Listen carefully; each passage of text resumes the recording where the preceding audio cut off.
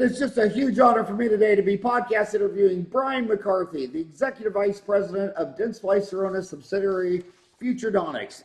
He's the operation leader of Dentistrycom and Executive Vice President of Futuredontics. He joined in 2014 as a Chief Product Officer running the Software as a Service product line before becoming President of Futuredontics prior to its acquisition by Dentsply Sirona in 2015. He led the team in defining the vision and execution of strategic goals, delivering value to dentists and consumer patients alike through the creation of products that drive interactions that lead to more dentistry and empower the team in their mission to transform lives through dental care. He lives in Santa Monica with his wife and the last of his 3 kids who's still at home, and he's an avid tennis player. So when that 3rd kid leaves, how long are you going to cry? Yeah, maybe an afternoon. So you're not in this new chapter in life. You're kind of you're ready to close that chapter and get back to dating your wife again. Yeah, exactly. Being able to just decide on a whim to drive up to Santa Barbara if we wanted to, for a couple nights, or yeah. I mean, I love my kids, but it's been a long run. So I got you on the show to talk about your new Dentistry.com, but let's talk about you first. So when did you enter dentistry? What's your dental story? Well, my dental story. Well, I have taken care of my teeth my entire life, so dentistry's always been important to me. I've had 2 dentists.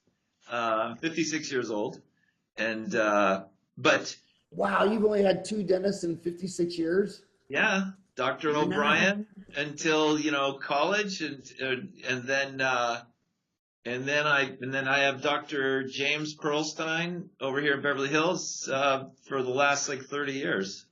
Wow, that is amazing. Yeah, got a CEREC crown here in 2009, and yeah.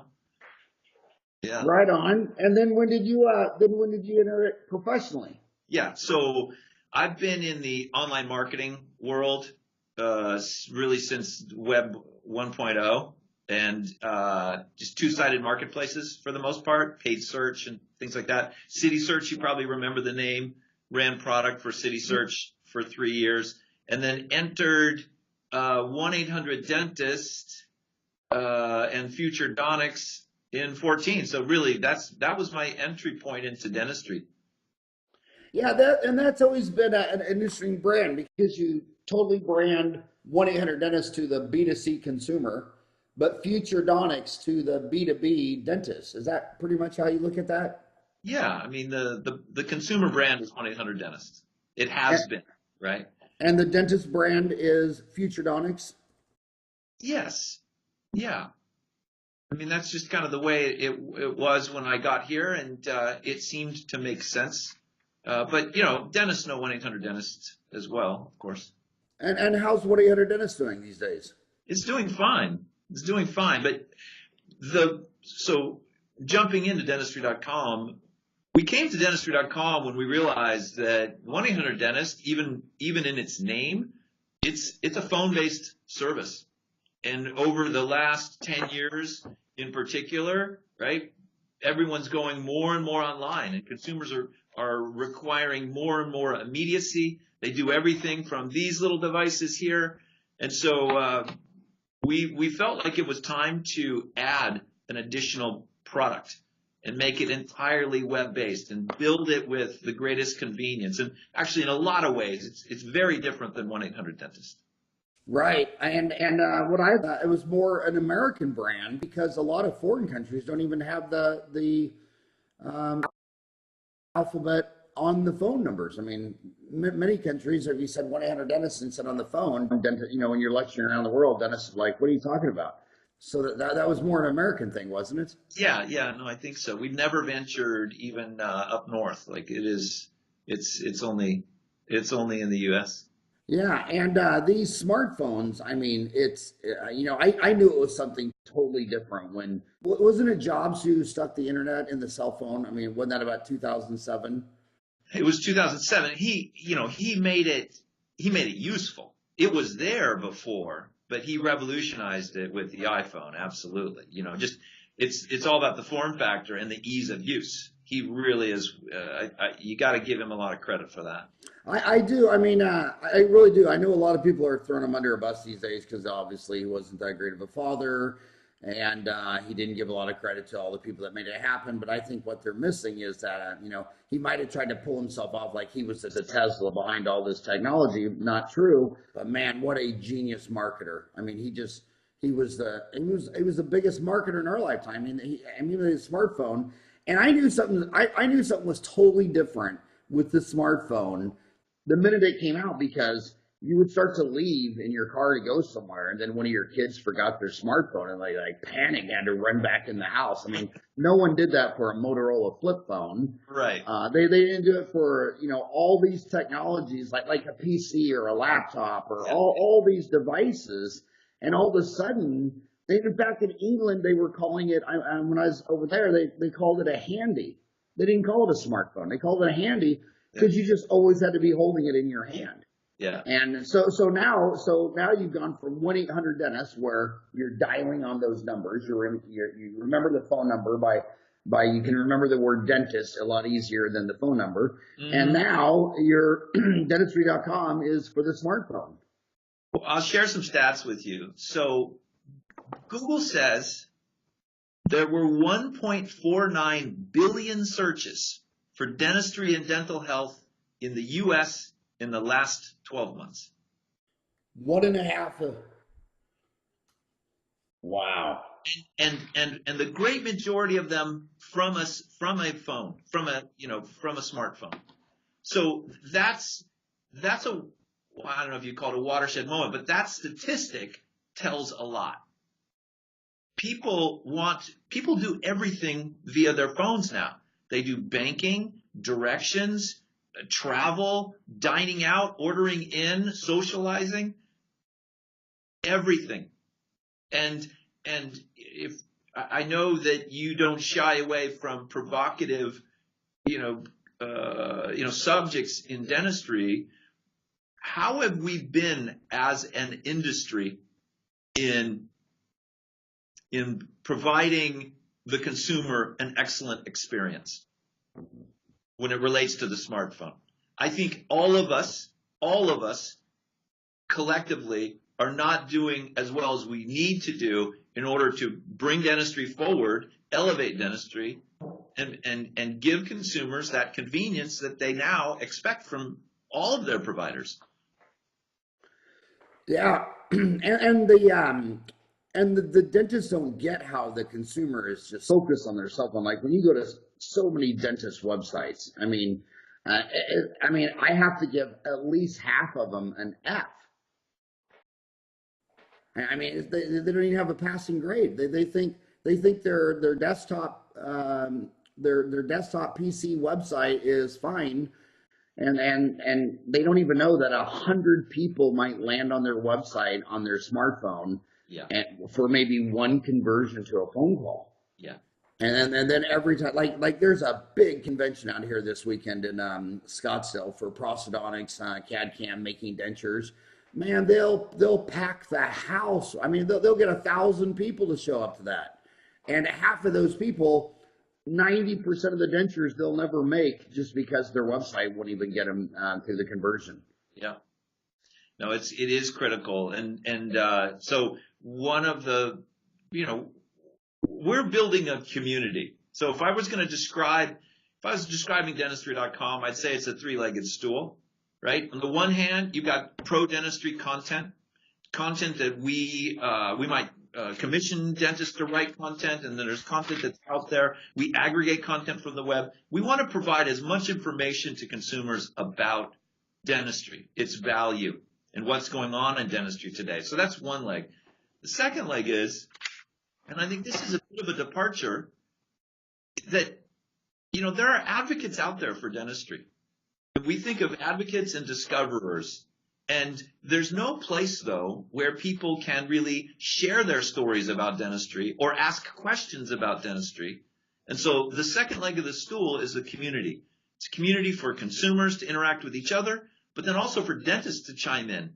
Dentists can add expert opinions, and with of course the long-term goal of moving people. Another statistic I'll share with you, you know this probably, your listeners do. Health Policy Institute reports that 35.5% of the adult population under the age of 65 went to the dentist, visited the dentist in the last year that they studied. Almost 2/3 of adult population under 65 didn't go to the dentist. So in the last 12 months, or is that calendar 2017? No, HPI, the Health Policy Institute's last data is 2014. But, it hasn't changed significantly. Let's hope it's moving up. But So in 2014, under age 65, only 64, yeah. 35.5%. It's in their report. went to the dentist. 35.5 went to the dentist. 64.5 did not go to the dentist. We've got an epidemic here. We've got a serious problem. So anyway, my point in saying the second leg of the stool is that it's about community, and it's about getting advocates out there and then getting people to ask questions and building relationships. And which brings me to the third leg of the stool, which is the dental directory. Our intention is to have every provider, including specialists, on the platform. And we'll talk about it hopefully a little bit more, but it's a free platform for dentists. They can claim their practice, add content, and then there's a Find Your Dentist tool. You'll see it at the bottom of that page there. Consumers can search for a dentist and find a dentist and book an appointment. Nice. So what are my homies listening? What do you need them to do? Well, they should go to Dentistry.com. In the top right corner, it says sign in or join. Or maybe it's actually on the mobile device. It might be in the hamburger, what we call the hamburger. Okay, the hamburger. Okay, it says sign in, join. Yeah. And then it says, are you a dentist? And it says sign in with your email account. New to Dentistry.com. Okay. And then should they sign in with their B2C email? Not their. No. Well, so see up at the top it says are you a dentist, right? And then you click there, and then what we're asking is that you use your Dentsply Sirona account. Okay. And if you don't have a Dentsply Sirona account, you just create one. You just follow the prompt. Okay. And then you have access to your profile. And what I'm asking everyone to do, create that account or sign in, and then give consumers all the information they need to choose you to become your patient. So give them some photos. If you have a video, you can upload a video. Tell them what school you went to. Tell them your philosophy. We give you sections throughout the entire profile to answer those questions and fill that content. What languages are spoken in your office? What hours of operation? What are your specialties? What technology do you have? See where we're going here. We want consumers expect. Accenture says that 2/3 of consumers expect to book their health appointments online. So Dentistry.com is that avenue so that consumers can book their appointments. But in order to book your appointment, in order to define which doctor you want to go to, you got to provide the information. The doctor does. And so why so Dentsply Sirona wants the dentist to have a Dentsply Sirona account? Well, we're a part of Dentsply Sirona, so it was easy enough because there's a validation service that we use. Like we just use the Dentsply Sirona, they call it a tech stack, right? We're just using the Dentsply Sirona tech stack to validate. Because that kind of made me wonder if there's a back channel Amazon.com response to building up their email, electronic accounts, databases. We always wonder that every time I go to the Greater New York meeting for the last 2 or 3 years. Amazon's got a booth there. I mean, everybody sees them, everybody knows it, but it really hasn't done anything yet. Do you think that's around the corner?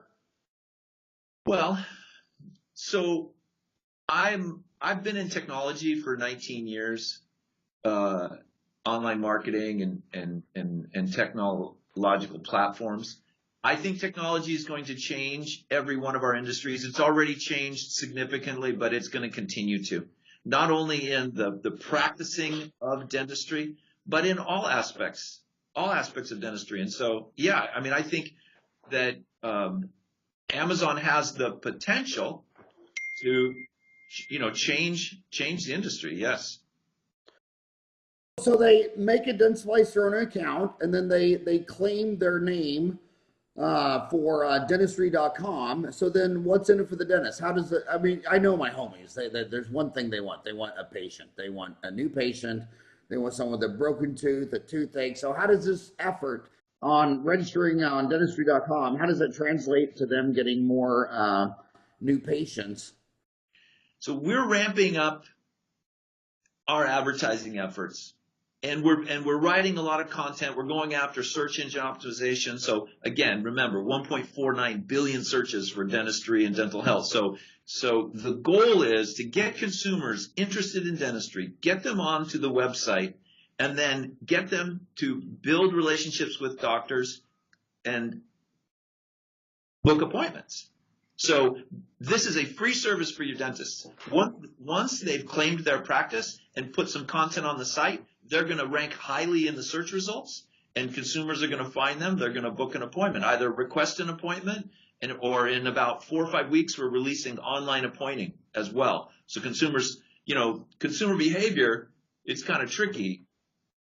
We all have our to-do list, and requesting an appointment with a provider, you can't check off your list yet because you don't really have an appointment. You just requested it. Consumers want to book their appointment. They want to check it off their list. Hey, I have a dentist appointment. It's at 1 p.m. next Tuesday. So we're building that. We allow the dentist to choose whether they use the request appointment or book appointment, but we feel really strongly that it's in their best interest to use the book appointment feature. And so in simple terms though, what the dentists get are consumers, are the opportunity for consumers. And as we market more and more, and as the site builds up, they'll get customers. They'll get patients.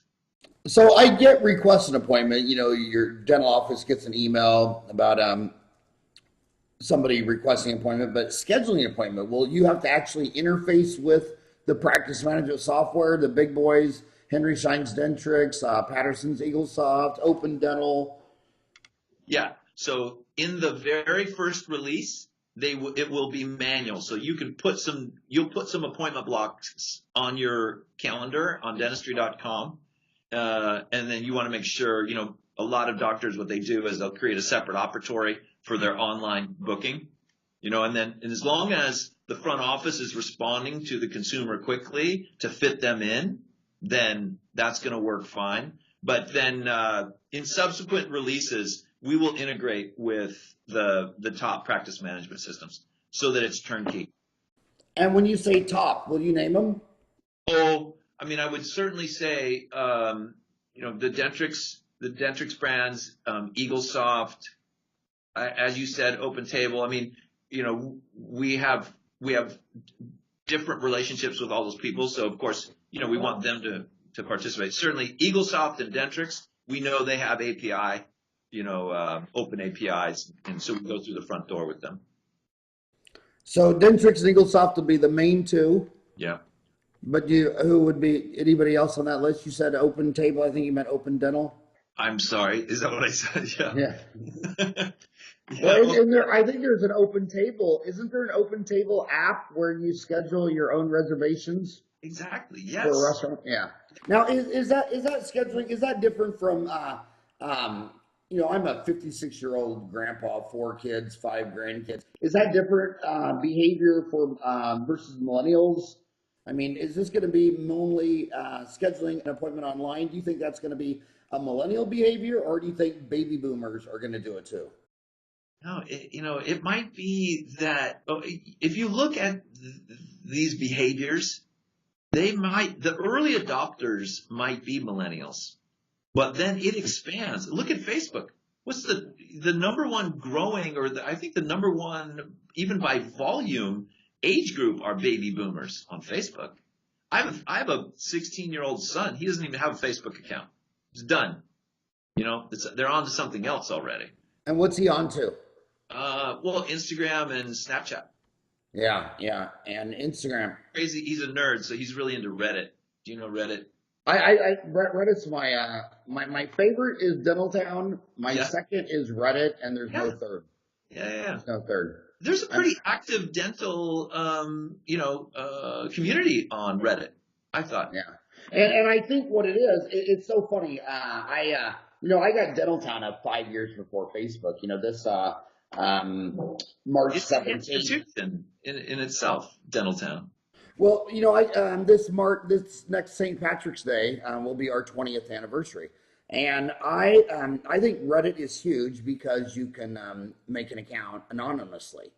I mean, you can just be whatever, Phoenix Rock, whatever. And when we started Dentaltown, when you registered, I knew who you were. I had to know who you were, and I had to have your email and verify that you're legit and you're in dentistry and all that. But a lot of dentists to this day are very upset that people on Dentaltown are anonymous. And I only did it for one reason, and that was for the sacred sovereign profession of dentistry. There had to be a place where you could ask a stupid question. I mean, you're not going to go out there and give your name. What if you're an endodontist and you're asking about a failed root canal, and then the other endodontists are sending this thread to all the other local? I mean, and I owe a lot of this to Gordon and Rowan Christian, who backed me on this, because a lot of people were fighting, saying, well, I posted a root canal, and some anonymous idiot was telling me he didn't like it, or I should do this or that or that. But humans want anonymity. And what we see in social media is 1% across all platforms, from Instagram, Facebook, Dentaltown. 1% are super users and post almost all the content. Another 9% engage, reply, comment, ask a question. But 90% of all social media users, they never post content, they never reply, nothing, because that's the way apes are. Yeah. And they're a social animal, and Reddit is crushing it, because on Facebook, you know who you are. There's your picture, your address, and all that stuff. But Reddit is huge, because someone can go in there and say something, and you don't know who it is. Mm-hmm.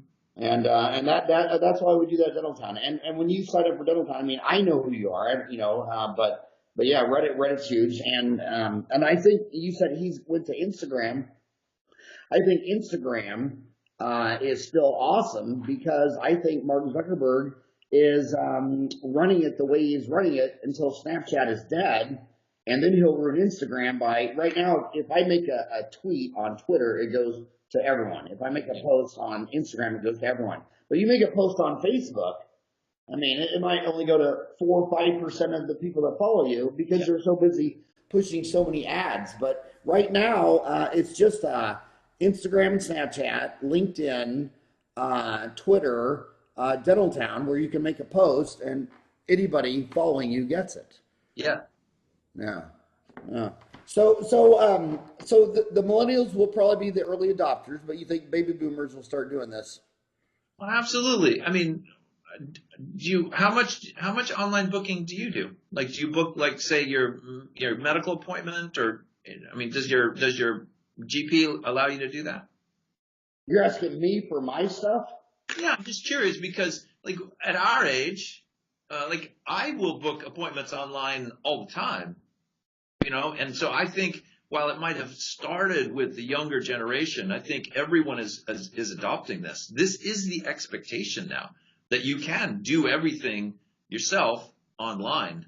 I mean, I think it's well beyond the millennials. I mean, as a percentage of that cohort, it's probably higher, but lots of Gen X and baby boomers are doing it as well. Yeah, and we have online booking. So we used SoftEd for 30 years, and it was crashing all the time, and we had a lot of problems with that. And when you go on Dentaltown, the most raving fans are Open Dental up in Oregon, just raving fans. So we switched to that, and it has a scheduling online. And I mean, the first week we converted to that, we had someone schedule online. And what's really even more bizarre is the hours of online. I mean, people are making an appointment at 10 o'clock at night. Yeah, I mean, that's what we learned with the phone service, with the 1-800-DENTIST phone service. I mean, you want to be there for a prospective patient whenever they are looking, right? And so I think absolutely. We get lots of activity on the weekends and late at night. I mean, not everyone has our schedule, you know? Well, there's 168 hours in a week, and your average dentist only answers their phone 32 hours a week, which isn't even 20%. In fact, what is that? What is I'll check out my very close. 32 divided by 168 is 19.04%. So they answer their phone 19% a week. And what's bizarre is it's almost, I mean, when you look at the data, they're calling dental offices when they're in traffic for an hour on their way to work, but the dentist doesn't turn on the phone till 8 o'clock. Well, 8 o'clock they're at work. And then they finally get their lunch break at noon. And that's when the dentist turns his phones over to the answering service. Yeah. And they're calling at lunch. And then they open back at 1 to 5. And then usually the staff, they turn off the phones 10 minutes before 5. And it's like, and then they'll go to this prosthodontic CAD-CAM lecture in Scottsdale and want to know all about building a CAD-CAM denture. And it's like, dude, 9 out of 10 denture people calling your office, as hard as they tried, they couldn't do it. They're not getting through. And so, I mean, I think it sounds like we're preaching to the choir here. I mean, at least the two of us. But for your audience, if there's one thing I would say, it is you have to embrace the smartphone and all the technology surrounding the smartphone. And that includes online booking. It can be problematic, but the positives far outweigh the negatives. And then a dentist will tell me, well, what if someone schedules an appointment online and they schedule at 1 o'clock and I'm busy at 1 o'clock? Okay, whatever. Like your biggest fear is that you're going to get a new patient come in and you're busy. Then you say, well, what's your next biggest problem? No shows and cancellations. Well, my office, I just celebrated, it was September 21st. What is the day today? The 24th? 24th, yeah. Yeah, so on the 21st was my 31-year anniversary. I graduated May 11, 87. I got my office open 133 days later on September 21st. I named it Today's Dental, and I've been telling people for 31 years, I said, look, if you have a heart attack, you just go to the hospital. You don't have to make an appointment. You break your tooth. You have an emergency. I have an emergency room. So if you have an emergency, don't try to get on the phone and get through, my friend. You just come on down. Here's your hours. And in 31 years, what I can tell you is that walk-in emergency counterbalanced the no-show cancellation. It's about a 1-for-1. If someone comes down with an emergency, someone else had some other issue happen, and they're not going to make their phone call. And then if it does overlap, well, you just learn how to hustle. It's called work through lunch. Yeah. And it's 5 o'clock. Well, you're not going home. You're going to stay and do another patient. And, and it's a hustle. And some days you might work through lunch and have one at the end of the day and have a robust day. And then the next day your schedule falls apart. And it will always fall apart till the end of time. Like when Dennis asked me, how do you get rid of cancellations and no-shows? I say it's really easy. You take the earth and you throw it into the sun. Because as long as it's populated with 8 billion crazy monkeys, yeah. Shit happens, life happens, And honestly, it's getting worse, right? I mean, if you want to, put it in those terms, people do double schedule. People do change their plans. People have less loyalty. I mean, and have less sense of commitment. But that's not unique to us. That's just the nature of the beast, as you say, the monkeys. Well, when you said less loyalty, I think it's getting very exact. I think you can see other analogies with like religion and politics and things like that. The baby boomers were very, when my parents went to church, they're very, very loyal, all the laws. I think millennials they're less religious, more spiritual. They're more loyal to themselves. The baby boomers were more likely to say, well, you're the doctor, what do you want? Whereas the millennials are more loyal to themselves and say, well, I just did a 15-minute Google search on root canals, and I know as much as your 8-year college. And so I think this less loyalty thing, even to their church, You hear it all the time. I have friends all the time say, you know what, I just didn't like what he was saying, and I switched church. And now they're going across the street. So they're more loyal to themselves. More loyal to themselves, more demanding, more questioning of authority. I know that's hard for people in authority positions like dentists, but it's the nature of society right now. I mean, you can fight it or you can learn how to adapt and embrace it. And it's tough for dentistry because we've been talking about Steve Jobs and his iPhone, or we've been talking about this Aquafina bottled water. There's so many things we sell where you just know what it is, but in dentistry, it's all trust. I mean, when you tell me I have 4 cavities, I mean, how do I know if you're telling the truth? So how does this product help sell the invisible? When Megan's coming in and she's looking at you kind of sketchy and trying to figure out your office and operation, and you see it on reviews, you try to sell me something, how does this help sell the invisible? And the cardinal thing you want is trust. Yeah. How do you sell trust in a digital world? Okay, so that's a great question. And prior to us developing Dentistry.com, we did a lot of research. We've got a senior data scientist here, and he's got a team underneath him, and then I've got just an excellent marketer. And we went out and did qualitative and quantitative research. So in our consumer research, now it might sound obvious, but I think that there is significance. We studied and found there are 2 cohorts, the goers and the non-goers. And in fact, in our study, it was about 49-51 percentiles, right? But the goers, they have a relationship with a dentist. And when they have a relationship, that part of that relationship is trust. And that trust, they listen to their dentist and they accept treatment, right? They accept the case, the treatment that is presented. The non-goers are almost diametrically opposite. They obviously don't have a relationship, and when a dentist says, well, this is what you need, they question it. They oftentimes don't accept treatment. So it is correct to say this is all about trust.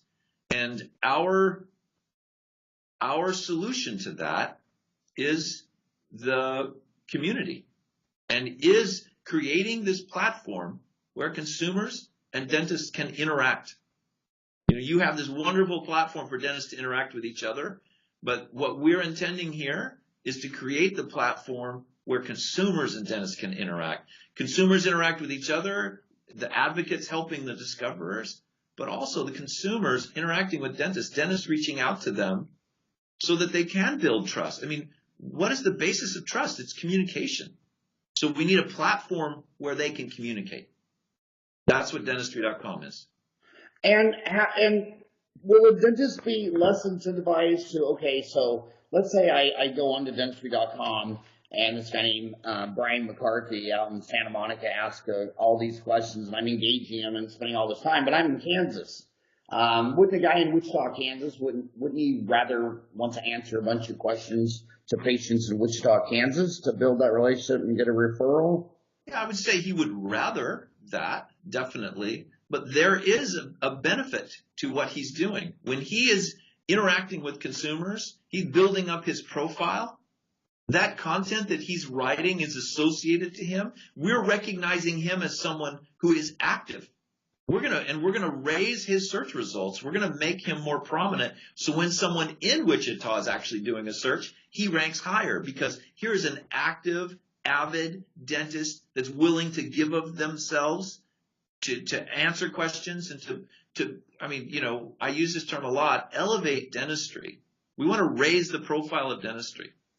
And I think that's what dentists are doing, and we want to support them so that in that scenario, yes, they're not going to make that customer's not going to fly to Wichita. But when consumers are in Wichita looking for a dentist, we're going to rate that doctor higher. Now, when you're talking about raising the image of dentistry, are you going to have Dr. Walter Palmer from Minneapolis be your spokesperson? I apologize. I don't know who Dr. Walter Palmer is. He's the most famous dentist in the world. He shot Cecil the lion, and he has more reviews on his website. Walter Ballmer. There's all the dentists in Minnesota don't have as many comments on their Facebook page as that guy does. I think he is absolutely number one. Oh, that is a case where any PR is not good PR. Like, yeah, that's unfortunate. Yeah.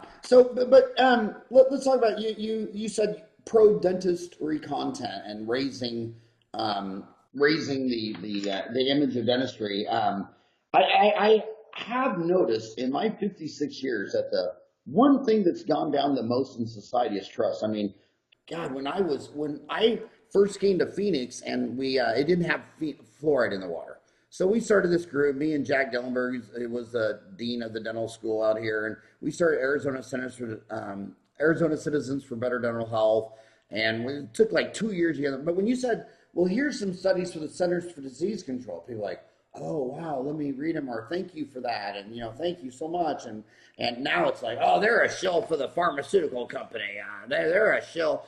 The mining, they don't know how to get rid of their byproducts, so they pay off the politicians, then they pour it slowly in the water because there's no place they can get rid of it. I'm like, dude, I'm pretty sure there's places where they test nuclear bombs above ground. I'm pretty sure you could probably pour some fluoride on where it's radioactive in Utah. I mean, it's been a huge deterioration in trust. What do you think that's about? And how significant do you think it's been in our lifetime, the trust of a dentist, say in the 60s, 70s, 80s versus after the year 2000? Well,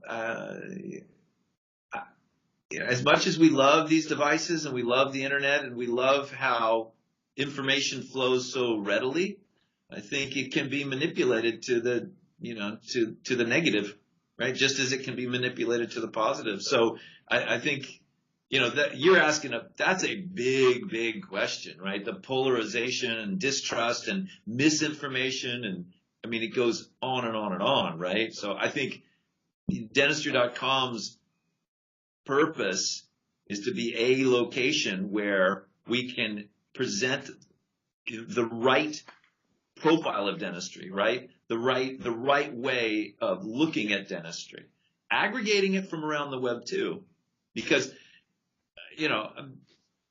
there's no easy way to solve for the trust problem that you're describing. And yes, in fact, and yes, I agree, it has gotten increasingly worse. And it probably is related to the amount of information that is flowing and the ease of being able to post information that can go viral.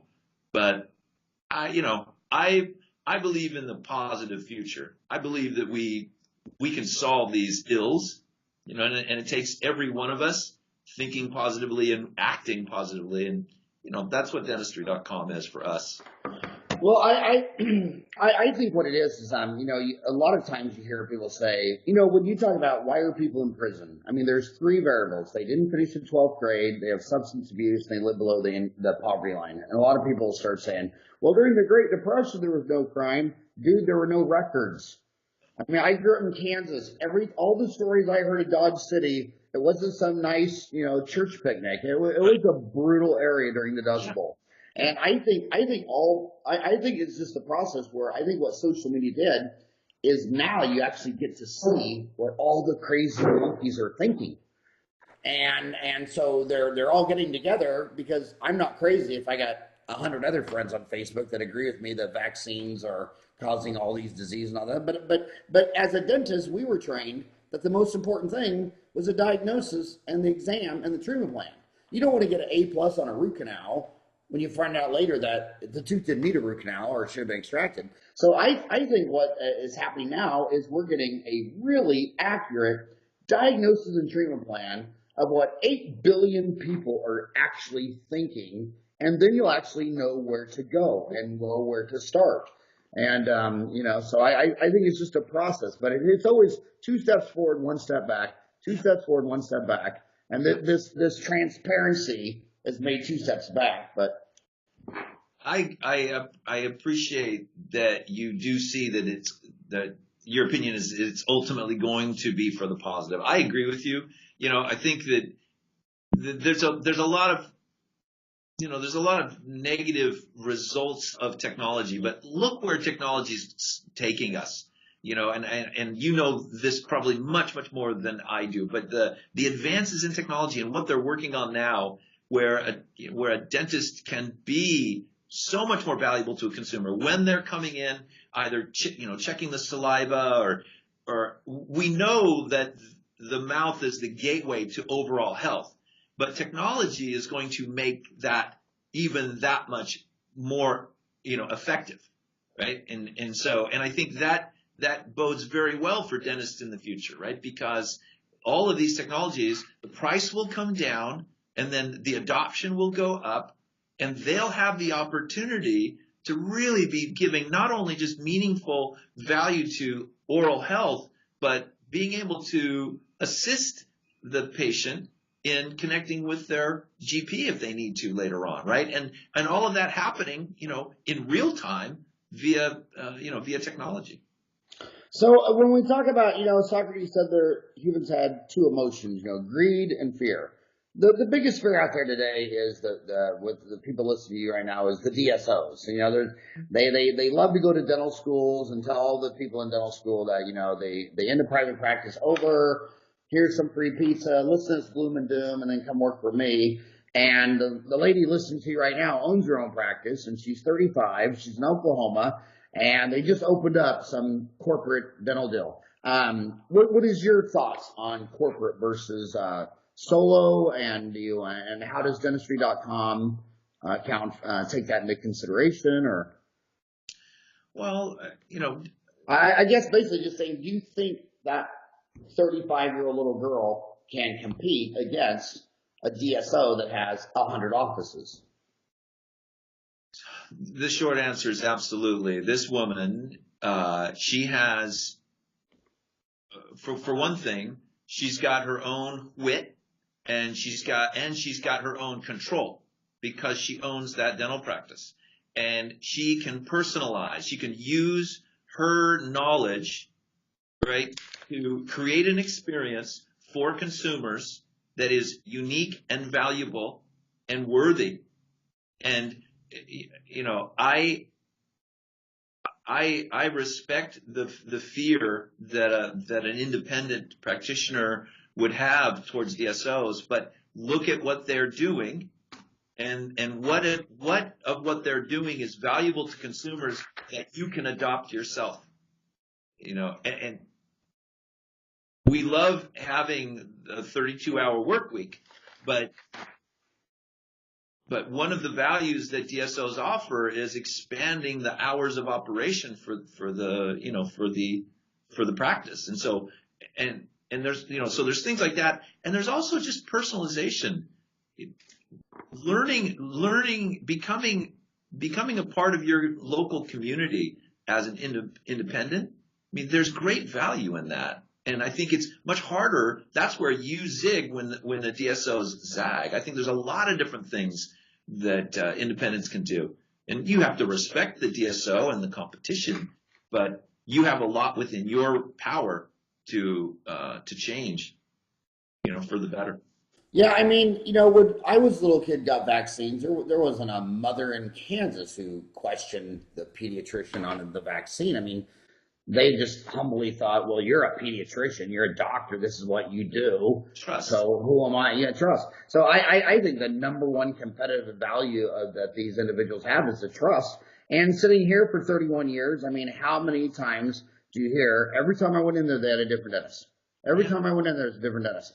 And so they know that this air conditioner you're selling me is really a nice air conditioner, but it is $8,000. I know it has a warranty, but the first thing is, do I even need a new air conditioner?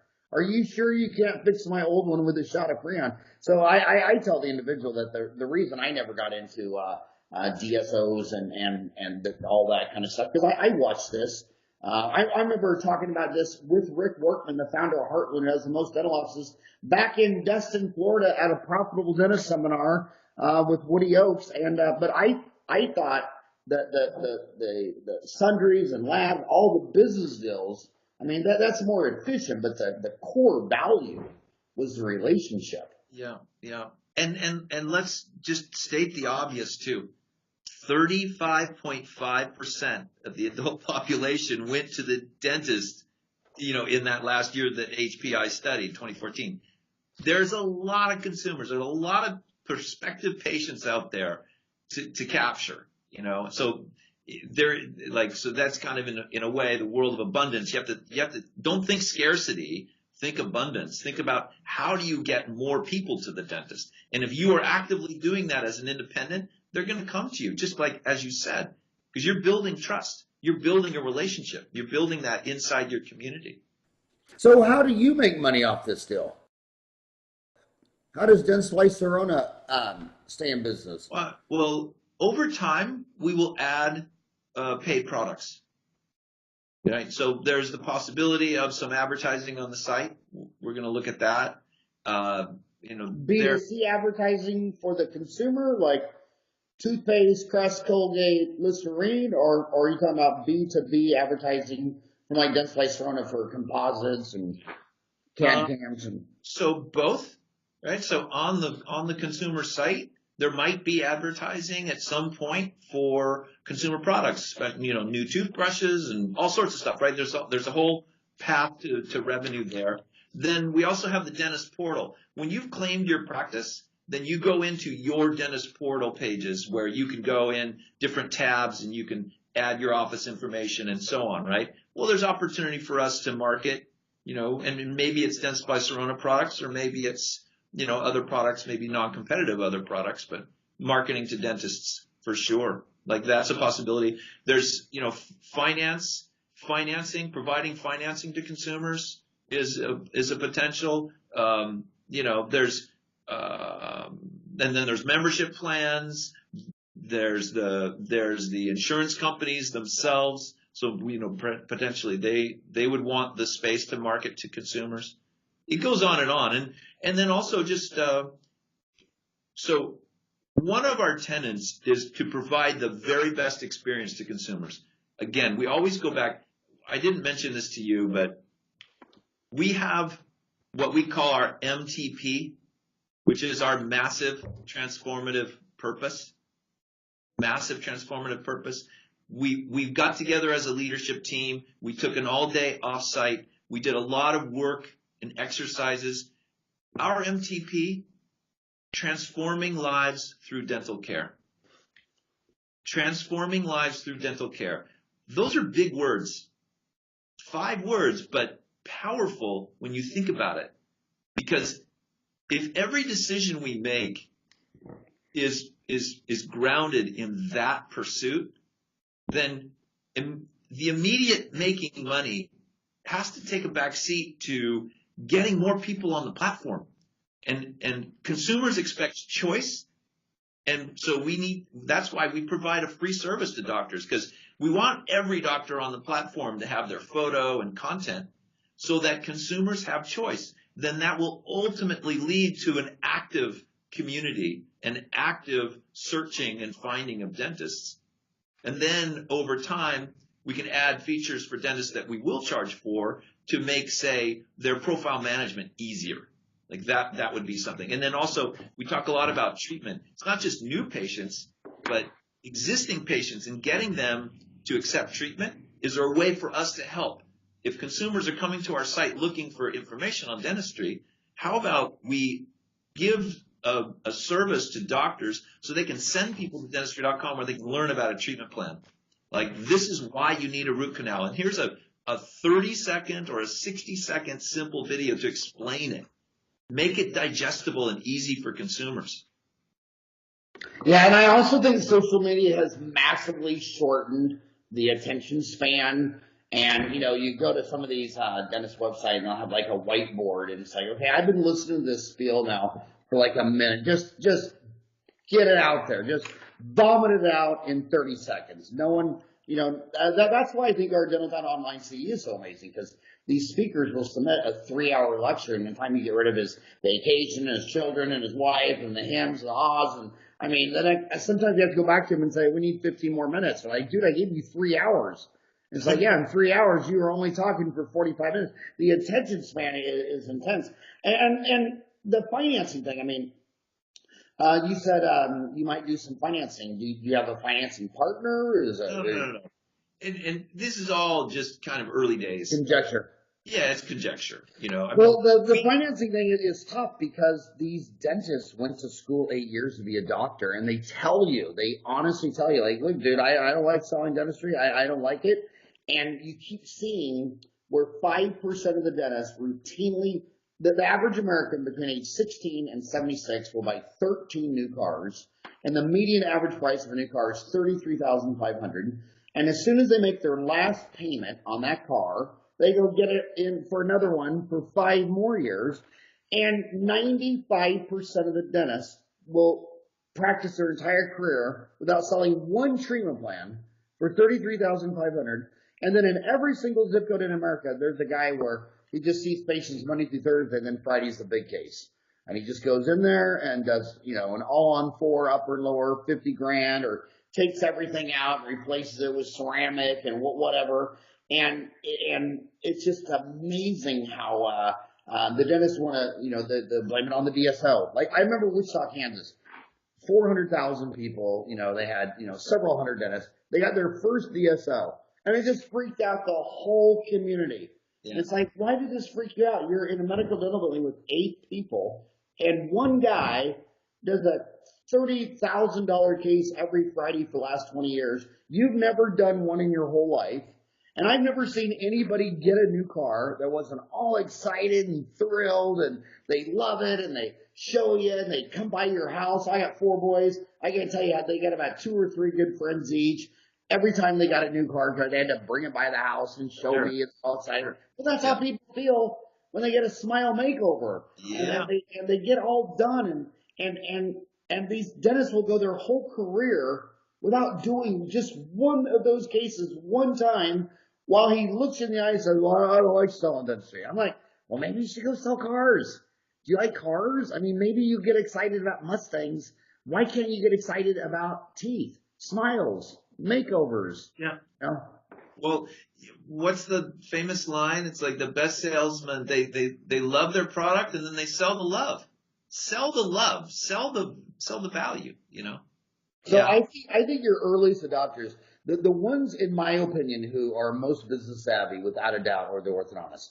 I mean, the average, you look at the last year's numbers, IFC 2016, where, the average American divided by the $129 billion spent on dentistry is only about $400 per American per person. But an orthodontist, their average case is $6,500.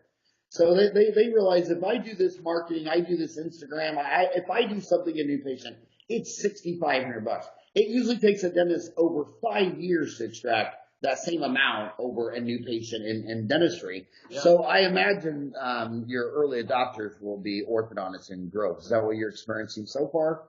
Well, it's early days. So I don't have data to support that. I don't know that it's not happening, but we're just getting started. We literally just released this. We did some PR, it's less than 2 weeks ago. And so it's just now. You're one of the first people I'm talking to. It's just getting started. But we'll have Dentsply Sirona helping us, and we'll reach out to everyone. I mean, all boats rise with the tide here.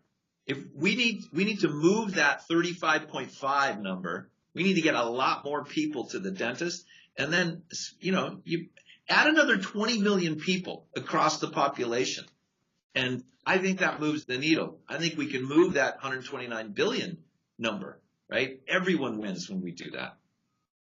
Yeah, and my mission is, being a dentist. I mean, I get it. I'd rather pull 4 wisdom teeth than golf with Tiger Woods. He just won his first championship in 5 years. Yeah. And you said to me, hey, you want to go to Pebble Beach and play golf with Tiger, or go to this CAD/CAM denture conference in Scottsdale? I mean, it'd be 100 to 1. I mean, to go golf with Tiger, he'd have to pay me, my honorarium. I mean, so I get it. So my job as the leader is to try to get these guys. I know you like pulling wisdom teeth. I know you like all this technology. I know you like all this stuff, but you got to get out there and run for mayor. I mean, I ask Dennis all the time. It's like, this is 2018. It's March. It's September 24th.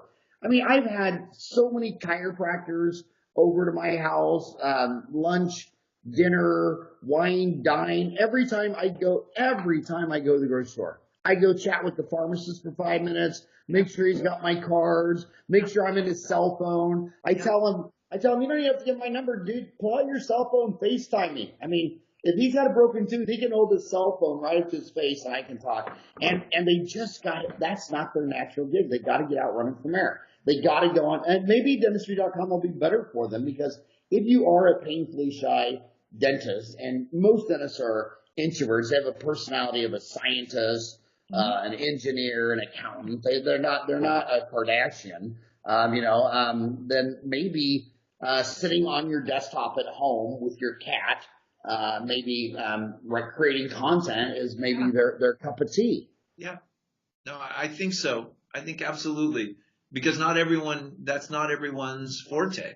And I think that can be frustrating too, right? I am an outstanding dentist, and yet I've got people questioning me. It's like, you gotta just, I guess, get over that, recognize it's not you, it's not you. Yeah, and the other thing is, your patients got to be safe, and they have to feel safe to ask you questions. And sometimes they ask you questions, and it hurts your feelings because they're not trusting you about vaccines or cavities or all this stuff like that. And what I always tell them is, put your mom and dad hat on, put your grandpa, grandma hat on. Everybody needs a dentist. When you come into the dentist with 8 cavities, holding a Mountain Dew, and blame that your mother, that when you were pregnant with your child, the child sucked all the calcium out of your teeth. You don't be judgmental. You don't talk down. You don't be condescending. Everybody needs a dentist. Get over yourself and get out there and run for mayor. Build relationships.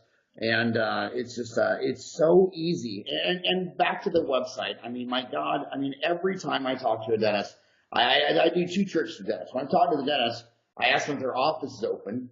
And if it is, I say, what's the number? And I call it, and I put it on speakerphone. And they're just stunned. They're just stunned that it goes to voicemail. They're like, there's three ladies up there. Yeah, well, you're not standing in the middle office. You don't record your phone calls. And then and then you'll be like this is my favorite. You'll be like at an implant seminar. And you'll be talking to some guy, and he's placed like 1,000 implants. And you go to his website. You wouldn't even know it. There's not even one picture of one implant. And back to trust, when you consider and say, this is my own work. When doctors talk about technology, it's not the CAD cam and the laser and the CBCT. It's called a digital camera. It's the number one piece of equipment, return on asset. Come on, you place 1,000 implants, you don't have one picture. And of all the dentists that I talk to, I mean, you'll be talking to them for 5 or 10 minutes, and you're like, wow, so you're really into these CAD cam dentures and all that. What's your website again? Unbelievable that how you don't even have the word denture, not even the word. It doesn't even say denture, but you traveled 3,000 miles to Scottsdale for a denture convention, and you're buying all this expensive, so get out there and run for mayor. Talk to your pharmacist, invite them out for lunch. The MDs are pretty hooty tooty. They really do have big attitude about it. They do. I mean, they do. But the chiropractors, the naturopaths, everybody who's not an MD, all will go to lunch with you. And then when that chiropractor or naturopath or nutritionist or weight loss person refers them to your office, they come in with some trust. Yeah. Yeah. So I can't believe our hour has passed. That was the fastest hour. Is there anything I wasn't smart enough to ask, or that you wish you would have talked about? No, I think you covered it all. I was able to share a bit about why we're here, why we're doing this, the value of Dentistry.com, how it relates to 1-800-DENTIST. I mean, I would just say again that it's free, and this is only going to work if we all participate. Everyone should claim their practice. Claim your practice. If you have a question, I think it's helpmeclaim@dentistry.com. We can answer your questions and help you. But fill that profile page, make it look beautiful so that consumers can find you, and let's elevate dentistry. Let's get more people to the dentist. And by the way, that's Brian McCarthy, Executive Vice President of Dentsply Sirona's Futuredontics. This was not an advertisement. He didn't give me any money, anything like that. But when I see him next, he will buy me a beer for this. Yes. And, no, I'm kidding. But, hey, thank you so much for coming on the show today and talking to my homies on their commute to work. And I hope to see you on Dentaltown talking about this. You're the big dog. You should get on Dentaltown. And if you're shy and humble about that, just say you just did a podcast with Howard, and Howard told you to do it. But, come on, guys. Everybody get out there. If everybody got out there and run for mayor, instead of 1 out of 3 Americans going to the dentist under age 65, we could get it to 2 out of 3. You're here. So hustle, hustle. Have a rockin' hot day. Thanks, everybody.